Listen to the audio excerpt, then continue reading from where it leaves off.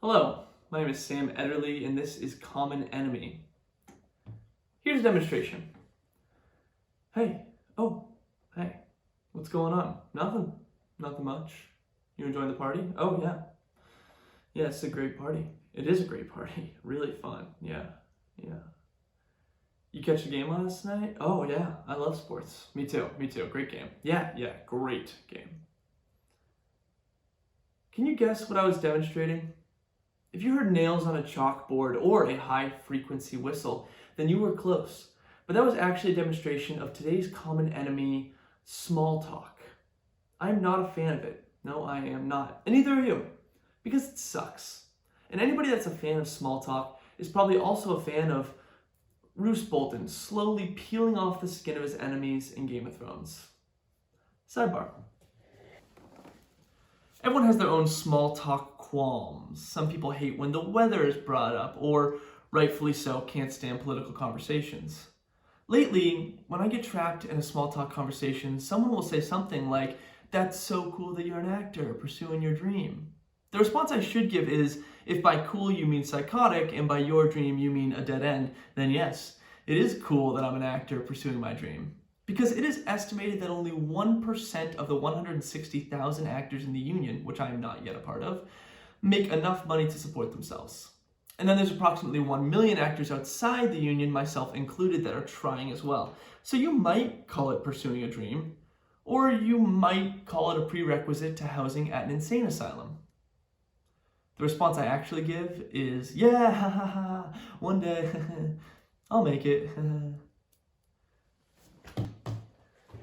Dictionary.com defines small talk as polite conversation about unimportant or uncontroversial matters, especially as engaged in on social occasions.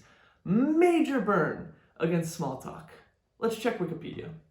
Wikipedia says small talk does not cover any functional topics of conversation. It is polite conversation about unimportant things. So, the internet is bullying small talk, but I think it's warranted. Luckily, I found a friendlier pocket of the World Wide Web where there are tips for how introverts can get through small talk. I'm not going to read a full list, but there was one that I really liked. The number one tip for introverts to get through small talk on Forbes.com is to reduce anxiety. Thank you, Forbes. Nothing helps an introvert calm down more than going, "Hey, quit being so fucking anxious." Sidebar.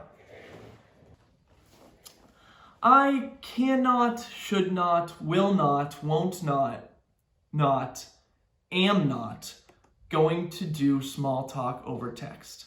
It's canceled forever. I'm iffy on texting as is, but I can do it. If it's something important or interesting or fun, I will text back and forth.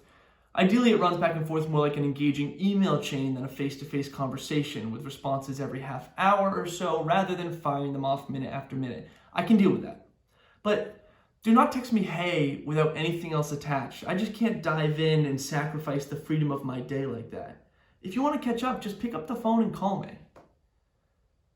But also, don't call me unless you have something to say, because I don't want to sit there on the phone like, "What? The weather isn't nice there, but it's so great here. Different weather in different places. Who would have thought?" My favorite small talk examples are the ones that don't make any sense. You go, "Hey, Michaela, how are you?" And she goes, "Well, it is Monday." Thank you, Michaela. The words I said were, "How are you?" But what I meant to say was, "What day is it?" So good thing you picked up on that. Remember that definition of small talk from earlier? Small talk is blah, blah, blah, especially as engaged in on social occasions. Social occasions. That sounds pretty fun right now. As uncomfortable as small talk is, I think we would all endure through hours on end of it just to be back in any type of social occasion.